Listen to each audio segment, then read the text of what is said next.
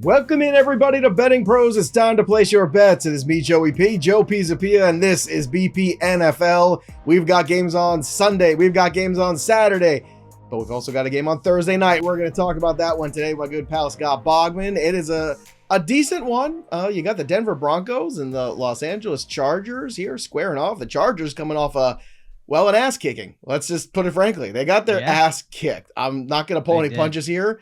They did. Baker Mayfield, my undisputed intercontinental MVP of the NFL season, has been fantastic. And really, the Chargers have struggled to run the football. And on the flip side, the Denver Broncos getting away with a game that maybe they shouldn't have won. But you know what? Good teams find ways to win. Bo Nix made plays when he had to, and the defense created turnovers. And at the end of the day, the Denver Broncos found a way to win. And both of these teams jockeying for position now in the playoffs. Let's just call it. It might have been one of the worst play calls of the season when Shane Steichen called this trick play. Oh, the trick play that got picked off. Yeah. Nick Bonito picked it off in midair and ran it back, his second touchdown in 3 weeks. Did it feel like it was slow motion for you? I felt like I was watching it in slow motion. You know why? Listen, Joe, go back and watch it. Adonai Mitchell turns the ball. He's looking at the ball. He turns it so his fingers are on the laces. Mm-hmm.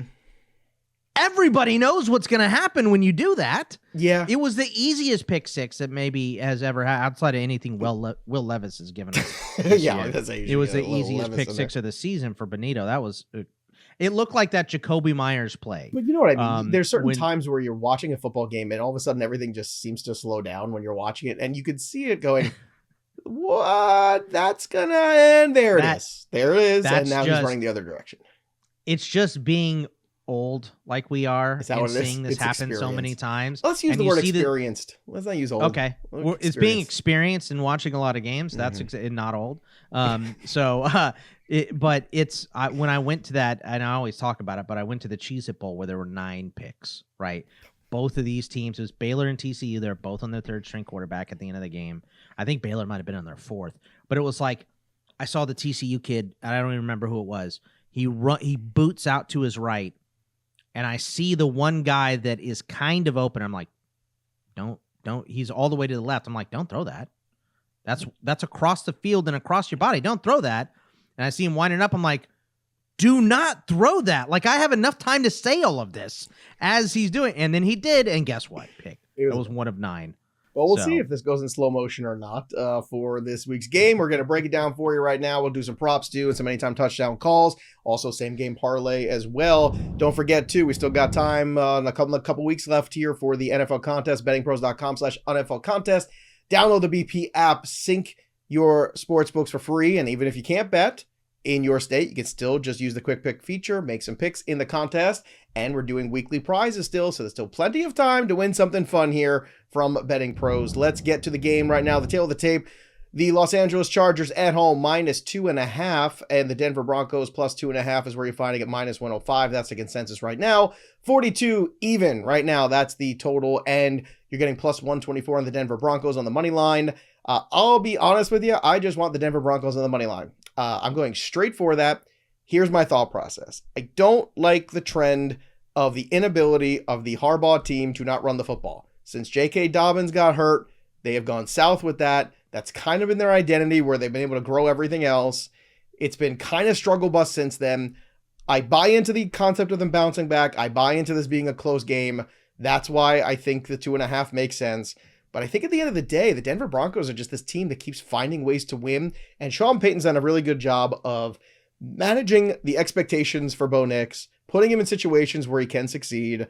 He's not dwelling on any failures. And the defense, more to the point, has shown up. What's your take on this game? Because I don't know if we see eye to eye on it. Yeah, I just, I'm going to be taking the Broncos here. I don't think what the Chargers have been doing is very impressive, and we finally saw the dam break is kind of what it felt like against a good way to put it. Tampa Bay. The defense has been playing great this season, but my thing going in, and Harbaugh shut me up. I to be honest, like going into the season, I was like, he's not going to come in and flip the defense wholly and completely in a year. I don't think they have enough talent, and he did. They've been good, but we're late in the season. Guys are getting hurt. Guys are playing hurt. And, we just saw the Bucs completely take advantage of that. And the biggest factor in that game was the Bucs O-line. Number 2 in pass blocking grade, according to PFF. Guess who number 1 is, Joe? The Denver Broncos. Number 1 pass blocking grade in the NFL on their O-line. So if you give Bo Nix time to sit back and pick you apart, he'll do it. We've seen him do it before. So this game is going to be about pressure both ways. Is it going to be Denver getting pressure on Herbert, who is not at 100%, playing what seems like he's been playing at less than 100% for the majority of his career? Yeah, but at least this season for sure. Yeah, remember he came into it with a foot injury going into the season to begin with. Well, remember last year, didn't he have the rib injury early in the year or midway through the year? Right. Yeah. He did. He's so good, but he's hurt a lot. And the O-line has been good this year, but they're still allowing almost 3 sacks per game. I think they're 23rd in sacks allowed per game. So, it's not all on the O-line. Obviously, they're not the only ones to block, and Herbert can hold the ball too long, and we see that stuff happen. But I just trust the Denver defense more than I trust the Chargers offense right now, and I think that they are the factor that wins this game. Yeah, I look at the Chargers right now, and they just feel like a team that has righted the ship, certainly turned the corner with the organization from where they were last year with Brandon Staley. There's no doubt about that. But maybe when push came to shove, they just didn't have the personnel yet to really finish through the season. Maybe they didn't have the depth. I think if you want to run the football as much as they want to, and I've said this before too on other shows, and I don't know if you agree or disagree, but if Harbaugh's watching Saquon Barkley goes to the Eagles and he looks great and, changes the definition of that team, you see Derrick Henry go to the Baltimore Ravens, you see Joe Mixon go to the Texans. Harbaugh's going to be looking for a real primetime running back next year, and I don't think it's going to be a Dobbins Edwards kind of scenario. I think it's going to be somebody else. I don't know if it's going to be maybe. You know what? That wouldn't surprise me. That would be his kind of grinder. He's from California too. Yeah. So I think that makes a lot of sense. He's a grinder, and there are, I don't know how deep you've looked into the NFL draft class, Joe, but this is a deep running back draft. Well, and maybe though, look, I don't think they're not gonna have a prayer to get Genty. He's never gonna fall to them unless they move up, and I don't see them moving up for a running back. But it is a good running back Caleb class. Johnson, DJ Giddens. And maybe you do a little both. Maybe you bring in a Najee and you draft somebody and you say, look, this is what we're going to do. We're going to remake this run game, and you continue to improve the offensive line. Look, he's done a great job of turning the Chargers around. League. Yeah. It's a copycat league, and what do we see with Detroit, right? The Sonic and Knuckles and all of that. That's what Carolina tried to do by extending Chuba and then Brooks, and unfortunately Brooks got hurt again. So, this is what the teams are doing. They're going to a 2-back system, and I think the Chargers are going to end up doing it. And this time of year, too, Boggs, this is not a Chargers location, too, where there's any home field advantage. You know what I mean? It's not like you're not walking into... Well, we know there's no weather. There's no weather. There was last week out of damn nowhere. Yeah, so there's no weather. There was a slight chance of rain when we recorded this show last week. There was a slight chance of rain, and it changed significantly by the time the show ungodly came monsoon. Out. Yeah. It did. And look, no weather, but also...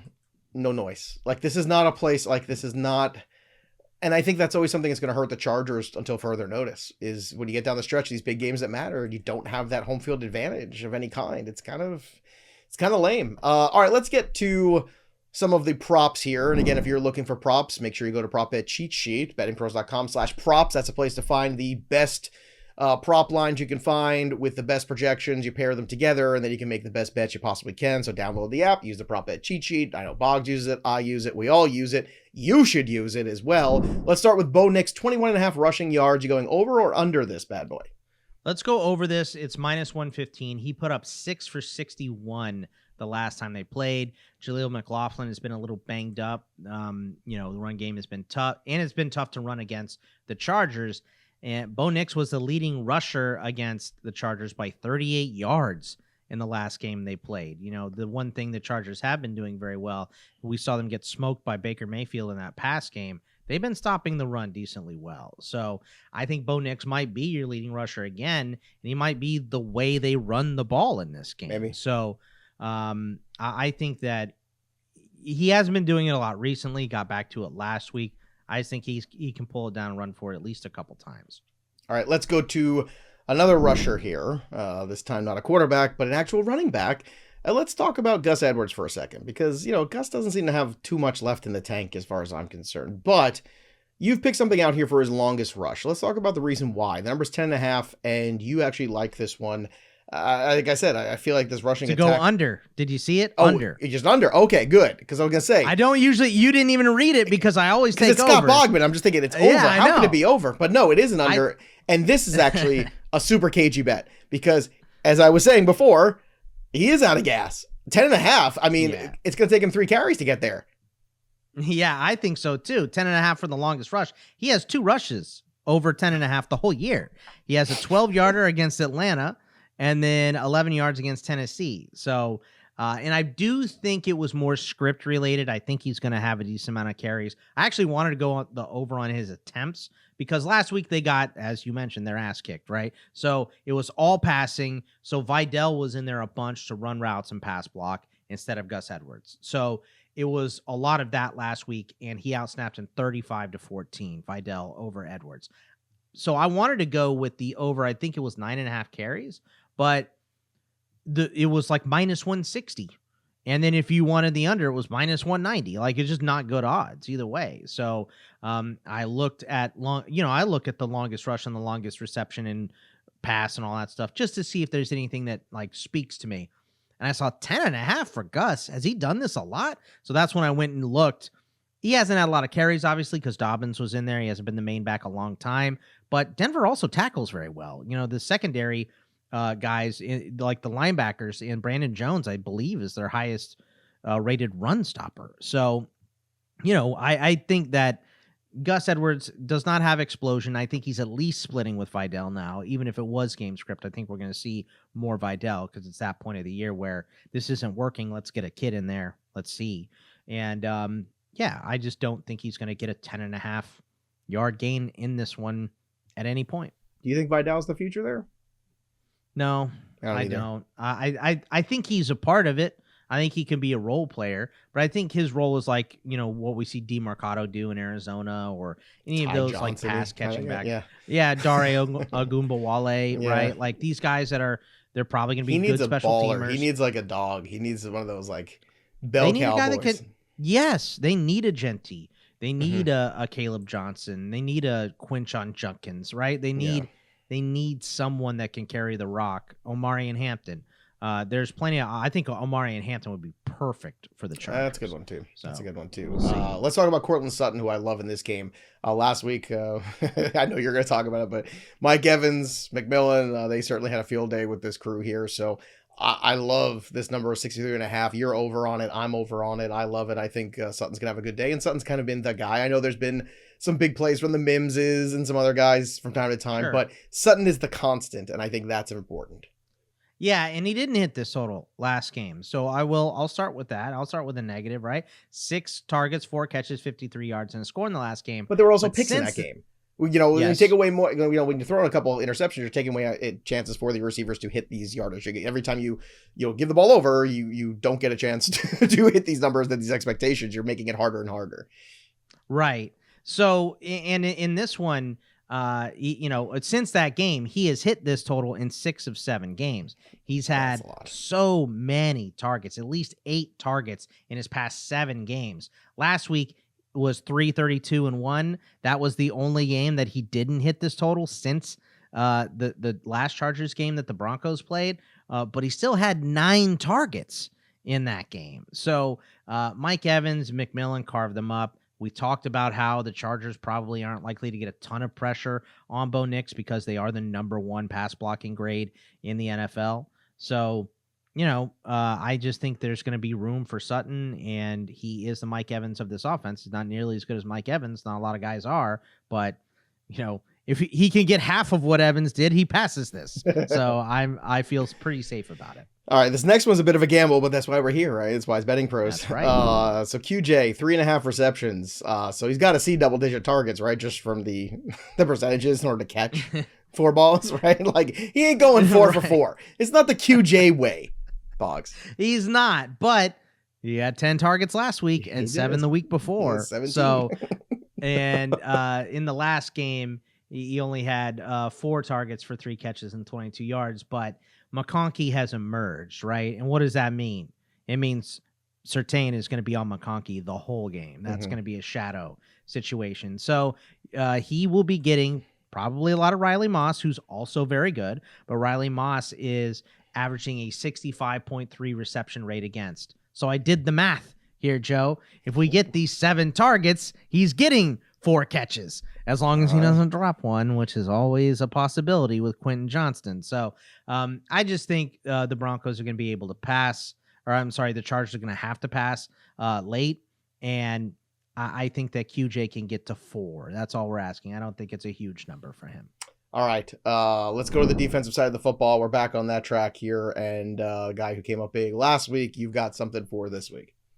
Oh, yeah, I was happy. They didn't have it on there last night. I had to look it up right before the show, and they had changed. I was going to go on the under Ladd McConkey reception total because it was 5.5. They changed it to 6.5, and the juice went from plus 105 for under 5.5 to minus 190. So for under 6.5, like why even have that up at all? Like who cares? But yeah, this one is minus 130, so it is a tough number. But it's a quarter of a sack. So if Benito is just involved and breathes on Justin Herbert during a sack, he should get this. But he's had 6.5 sacks in his last 5 games. He is on a heater.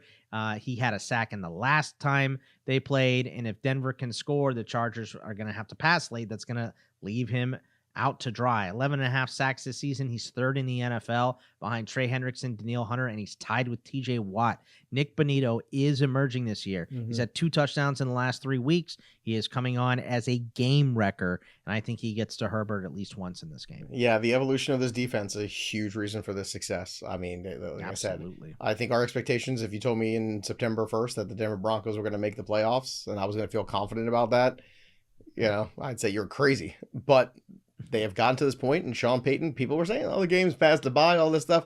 No, it hasn't. In my lifetime, he's been one of the best coaches I've ever seen.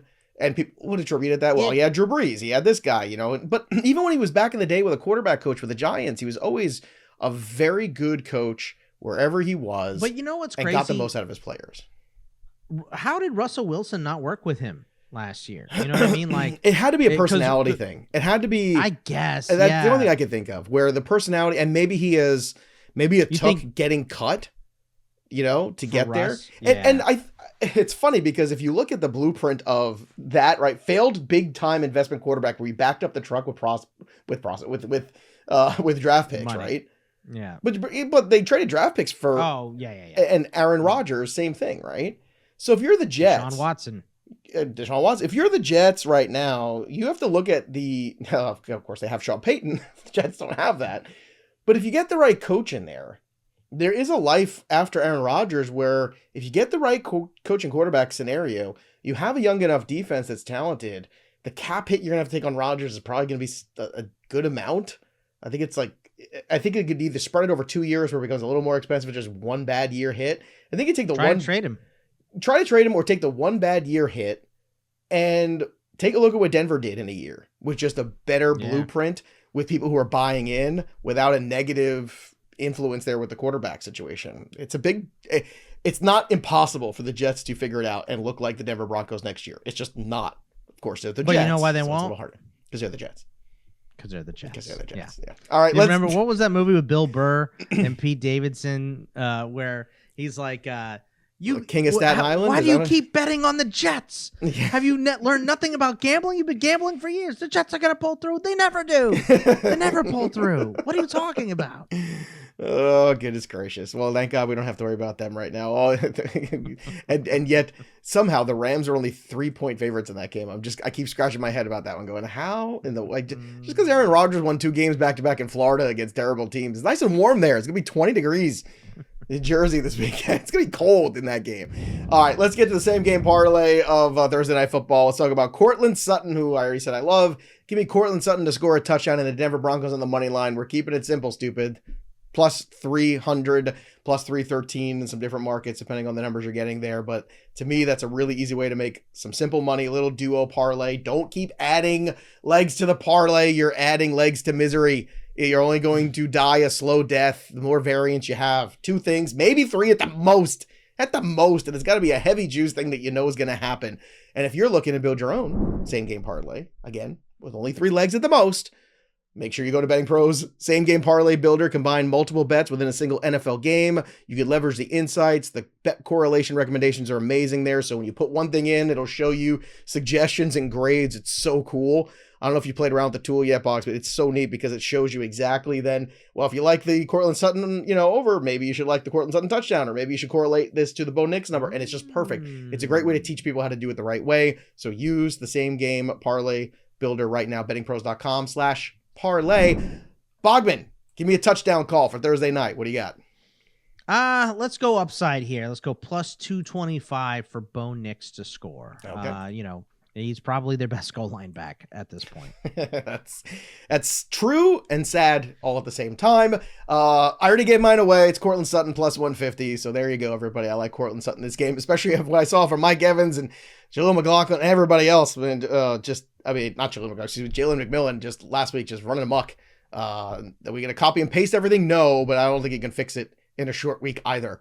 So that's the other problem there. You're looking at being able to fix it. I think Tarheeb still, the secondary have been playing way over their heads outside of Derwin. Derwin's amazing. Well, Derwin's a but everybody else, I feel like, and it's a bounce back season for him because he's had a lot of injuries too in the last couple of years too. He has. Great to see him healthy this year. He has been flying. He has. He's been really good. He's dangerous. So there you go, everybody. That's Thursday night. Hopefully, again, as Bogman says, we're lucky with this one. No weather issues, so that's good. It's good for us getting those domes, so that way you don't get caught here.